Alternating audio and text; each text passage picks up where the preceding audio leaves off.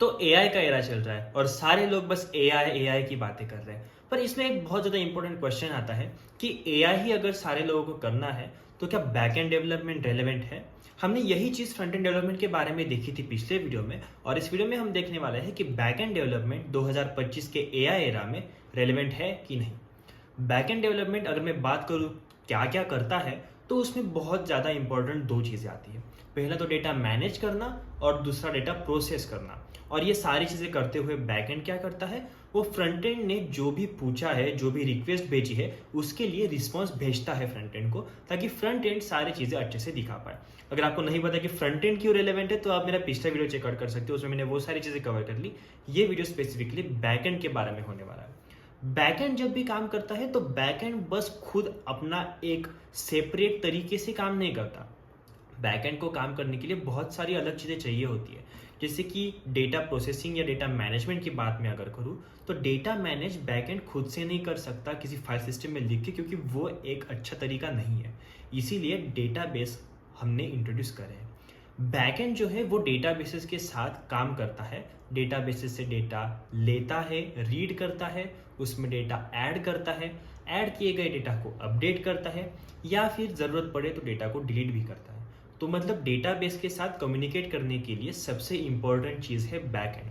तो अगर आपका एप्लीकेशन एआई यूज़ भी ना कर रहा हो, तो भी आपका बैकएंड बहुत ज़्यादा इंपॉर्टेंट है, क्योंकि बैकएंड एक मेडिएटर की तरह काम करता है आपके डेटाबेस और आपके फ्रंट एंड, इन दोनों के बीच में। अगर हम बात करें आज की दुनिया की, जहाँ बहुत ज़्यादा एप्लीकेशंस, लगभग 75% एप्लीकेशंस एआई को रन करते हैं, तो उस केस में ये चीज़ें कैसे बदलती हैं? देखो, एआई मॉडल्स अपने आप रिस्पॉन्स नहीं दे सकते। एआई मॉडल्स का बस काम है कि दी गई चीज़ को एआई के एल्गोरिदम के बेसिस पे रन करना और उसका आउटपुट देना। बैकएंड क्या करता है? सपोज फ्रंट एंड ने एक चीज़ पूछी, अगर हम गूगल के नैनो बनाना का कोई एग्जाम्पल ले, तो ऐसा कह सकते हैं कि एकदम फ्रंट एंड ने नैनो बनाना को पूछा कि यार मुझे इस इमेज को कन्वर्ट करके दो किसी एक और इमेज में। ये फ्रंट एंड से रिक्वेस्ट जाती है बैकएंड पे। बैकएंड को समझता है कि नैनो बनाना के लिए रिक्वेस्ट है, तो मुझे इस पे एआई मॉडल रन करना होगा। तो एआई मॉडल उन्होंने अलग से एक एज अ सर्विस रखा हुआ होता है। तो बैकएंड उसे कॉल करता है और उस एआई मॉडल को सारी रिक्वायर्ड चीज़ें देता है।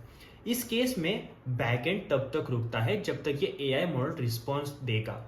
तो एआई मॉडल अपनी एआई एल्गोरिदम की बेसिस पे जो भी प्रोसेसिंग करके नई इमेज जनरेट करेगा, वो इमेज बैकएंड के पास आएगी और फिर वो इमेज बैकएंड फ्रंटएंड को भेजेगा।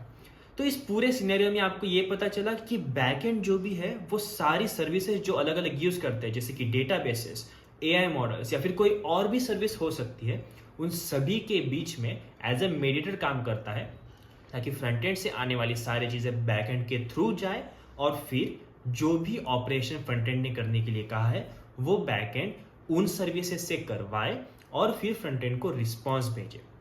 ना डेटाबेसेस खुद फ्रंट एंड से कनेक्ट हो सकते हैं अच्छे से, ना AI model directly front end से कनेक्ट हो सकते हैं, होस्टेड एआई बैकएंड एआई का कह रहा हूँ मैं, एआई मॉडल्स का, या फिर कोई और सर्विस अच्छे से कनेक्ट हो सकती है। और कनेक्ट भी हो जाए कि किन किन केसेस में, जैसे कि फायरबेस, सुपरबेस, जो फ्रंट एंड से कनेक्ट हो जाते हैं डेटाबेस एक्सेस करने के लिए, और बहुत सारे और भी डेटाबेसेस जो कनेक्ट हो जाते हैं, एआई मॉडल्स भी कनेक्ट हो जाते हैं। पर वो बेटर प्रैक्टिसेस नहीं है अगर आप सिक्योरिटी की बात करो, क्योंकि एट द एंड आपको एप्लीकेशन जब आप आगे बढ़ते बढ़ते बनाते हो तो सिक्योर बनाना है, रोबस्ट बनाना है, और ये अच्छे तरीके नहीं है कि फ्रंट एंड में ही आप सारी चीज़ें दे दो। इसके लिए आपका इंटरफेस बैक एंड में से जाना चाहिए, और बैक एंड ही वो एक मेन मेडिएटर है जो सारी चीज़ें मैनेज करेगा। ये बात करते हुए अगर आपके दिमाग में सवाल आ रहा है कि एआई जैसे जैसे आगे बढ़ रहा है उसको बहुत ज़्यादा चीज़ें आ रही है, जैसे कि कोई वेबसाइट बना दे रहा है, अगर कर्सर की बात करें तो वो कोड लिख दे रहा है, तो ये सारी चीज़ें हो रही है, तो क्या ऐसा हो सकता है कि बैक एंड डेवलपमेंट डेड हो जाए और एक्चुअल इंसानों की ज़रूरत पड़े ही ना बैक एंड डेवलपमेंट, क्योंकि एआई सारी चीज़ें कर देगा बैक एंड के लिए? तो देखो, ये बात समझनी बहुत इंपॉर्टेंट है कि अभी के समय 2025 में सितंबर महीने में मैं जब ये वीडियो रिकॉर्ड कर रहा हूँ, तब तक एआई इतना होशियार नहीं है कि वो अच्छे रोबस्ट सिस्टम, ऑप्टिमाइज सिस्टम बना सके।